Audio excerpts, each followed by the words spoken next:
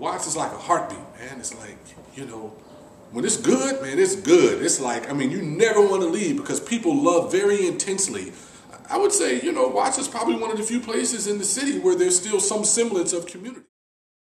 Watts is what it is, man. You know, we always phrase the word W-A-T-T-S, and the W stand for we are taught to survive. It's about 2.2 square miles across, and it actually comprises the largest concentration of public housing west of the Mississippi. There's the railroad tracks that separates kind of like the east side of Watts from the west side of Watts. So the west side, the Nickerson Gardens, Hacienda Village.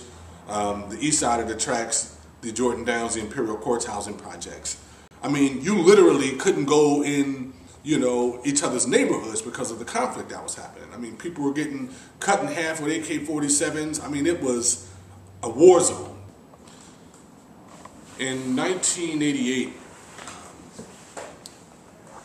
you know, we were experiencing probably some of the most horrific violence in the history of this country, I would say.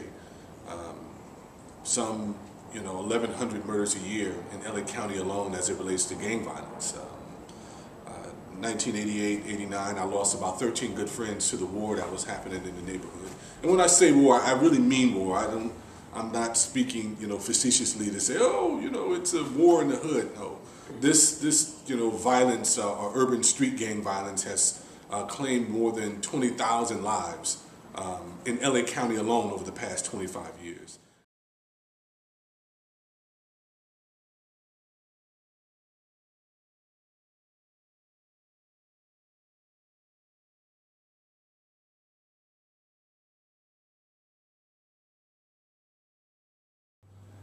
So with the peace treaty, it's like, I remember the first day we pulled up in the Imperial Courts housing projects, man. I'm telling you, you could cut the air with a knife. It was like so intense. It's like everybody froze. Like, it was like, these niggas from Grapers over here, you know?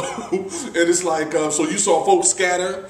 They went and got their big homies. Everybody came back to the gym. You know, this brother Tony Bogart was like, man, what y'all doing over here, man? It's going to take years for this thing to happen, man. Y'all can't just come over here like that. Y'all got to call y'all G homies. So we called Big Spike, Blue, called, you know, several of our G homies that came over and they all went in the gym with them. But all of the young cats, you know, we were standing outside. We was like, y'all with the peace treaty? They was like, yeah. We was like, they was like, y'all with it? We was like, yeah. We was like, it's on then, you know. So we started, whoa, celebrating outside and whoa, screaming and hollering and stuff and everything, and the big homies was in the gym kind of arguing back and forth and stuff, and then they looked outside and was like, then the little homies with it, then we got to roll with it, you know?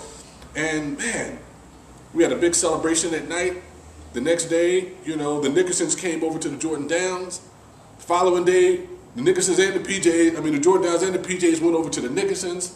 Man, it was unbelievable. You know, the truth was to address one key issue, and that was violence. That was the killing. If we can all go back and review the stats, review violent crime and how it took a dip from 92 all the way up until 2005, how it was dipping all over the country because of what took place here in Watts.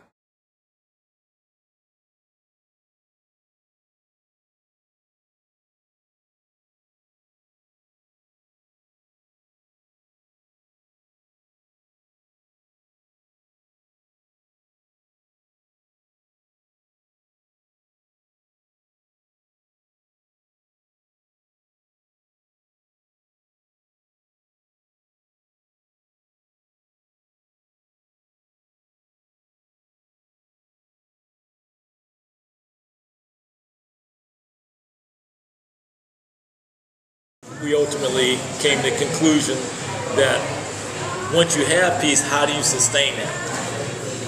Well, you know, if you put down, you know, a means of making money, say by selling drugs, you know, what are you going to do legitimately to make money? But that's where we came up with the plan of jobs, create peace. Part was one of the most difficult part, and still is the most difficult part to bridge, because you have corporations that don't want to hire people within our community. They get all different type of tax breaks, different tax incentives. They're not taking advantage of none of this stuff. you know. So it's a lot, you know what I'm saying, that took place that was positive for the Gang Truce when it came to violence and eradicating and addressing the violence and the conflict. But we never had the opportunity to address the second phase of peace and unity, which is economic development and job creation and sustainable individuals when we giving them quality skills so that they can be marketable within the 21st century. Well, the biggest thing, my opinion on how it didn't manifest that quickly is because we couldn't create enough jobs fast enough. The reason why we couldn't create enough jobs fast enough is because we didn't have a plan, and the plan wasn't funded. So it was a grassroots plan with grassroots no money. So it took a long time to institutionalize that process and get the buy-in of politicians and department heads to create enough public policy, to create enough critical mass of consciousness to actually create enough job opportunities for the actual individual that we wanted to help. You know, even to this day, we still have like 15,000 people on a waiting list for about 750 jobs annually. The two movements operating together. You know, you gotta have those who's effective in solving the conflicts, and we need those who are effective in lobbying corporate and politicians for training and jobs. Well, for the 20th anniversary of of the community in support of the Crips and Bloods Gang Truce, definitely what I would like to see is a systemic approach to institutionalizing a local new economy, of creating a job base, and having a system in place that will create opportunities for a different lifestyle. It's not just good enough to say peace, peace, peace, put your guns down, stop committing crimes when you don't have an alternative. So we have to create enough job opportunities as an alternative to their lifestyle. On April 27th and 28th, we'll be hosting the 20th anniversary celebration of the LA Peace Treaty. It's the most significant event, I would say, in the past 20 years in this neighborhood, because violence is probably the #1 issue that affects urban communities all across the country. What these individuals did in 1992 with organizing the peace treaty significantly changed the quality of life in this neighborhood and also inspired a greater movement, nationally. Please come out and hear what these individuals have to say. See how the movement has informed their lives and witness the transformation happening again. Perfect.